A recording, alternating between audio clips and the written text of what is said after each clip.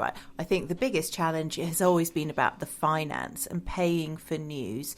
Ever since the digital revolution, I think what we've really had is a sharp fall in advertising revenue, which means that news organisations are less profitable and they can put less money into the actual gathering of news. I think the financial problem is the core problem.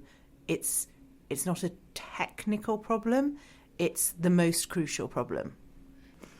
So I think it's been a very challenging period, and lots of companies which haven't been able to come up with good answers to that challenge have crumbled. I mean, we've seen a total decimation of local newspapers in the UK and in the US. But we've also seen really exciting new forms of journalism. You could look at podcasts, you could look at niche blogs, and you could say actually there is a diversity of voice that maybe people were looking for a long time, which is now actually being provided to them. I think fake news, actual fake news, as opposed to accusations of fake news, and by that I mean fake stories that are put about by bad actors, which aren't news oriented at all, which are there in fact to spread misinformation. I think that's a new thing that we've seen really happening from 2015, 2016 onwards.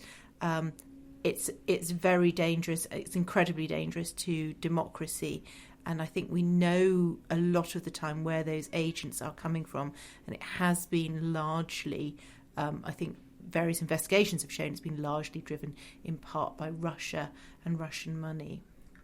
Yeah. The rise of news websites and the fact that they have been as popular as they are, and I think mobile in particular, mobile forms of news means that people can, of course, get news at all times. We ought to have a better informed citizenry.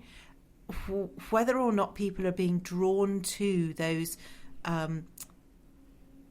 official, sort of more official sort of forms of news, I think is a different thing, and that's where we need to look much more closely at the way news is being spread through social media, and whether it's coming from what we might consider to be more trusted or less trusted sources.